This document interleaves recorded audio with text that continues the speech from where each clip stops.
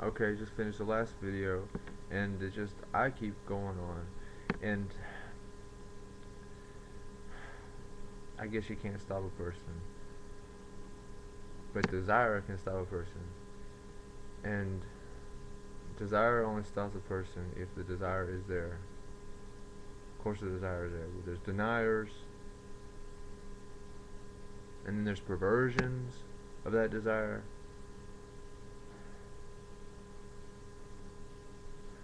So you got shekels of sex life, and you got people who they're like somebody who you can't stop.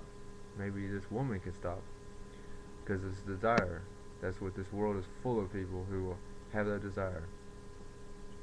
And if a person doesn't have that desire, then they're either one, denying it, or two, um,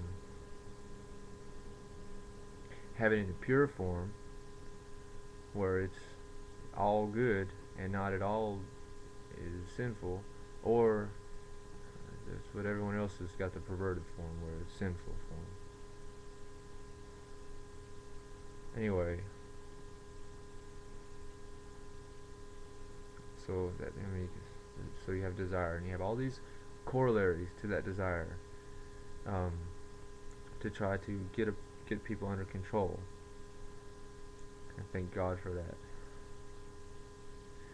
But when you take all these corollaries to get people under control, and you drive them to do what needs to be done that they're not willing to do, because if they do it, they'll be criticized. If they don't do it, they'll be criticized. But they have a desire that overcomes the criticism for not doing it, so they do it. They don't care about the criticism one way or the other. They're going to be criticized. Damned if they do, damned if they don't, but they want to get what doing gets them. Overcoming some fear is like, you know, I just somehow I just don't trust, because sometimes people seems like there's more criticism for doing than there is for not. So I'm like, okay, I want the criticism for not to build to a point that people appreciate somebody doing it, even if it is imperfect, because good chance it's not going to be perfect unless there's perfect facility. And people want to go around showboating like there's perfect facility. If there's perfect facility, of course there's perfect facility. And of course it's done perfectly. And it's not done to their specifications because it's not supposed to be done for them. They're too full of themselves. Yeah, are they? Because if they're not full of themselves, then they can explain what it is that they're full of. They can explain their detailed specifications, or they can just take their criticism and shove it, because I guess that's what everybody wants, somebody to just tell them step by step, like a baby, what exactly needs to be done, and there has to be some internal thought, and that's where it becomes difficult.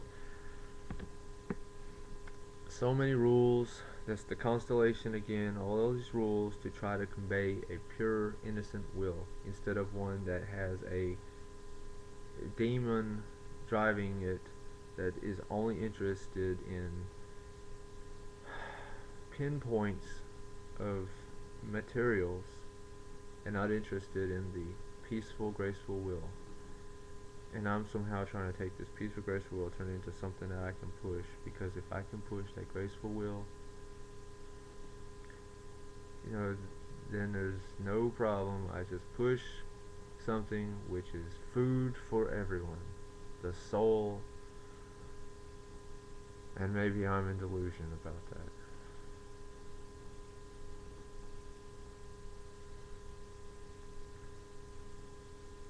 But I understand that if you have an icon around which other people can serve, that icon, their service, other people who have served the icon with some more of those constellations of rules to be considerations, factors for consideration, in order to make sure that that innocent, pure will is maintained, that everybody's service is not at all done by force, because most of the time it is by force, because they have itching desires that are harassing them.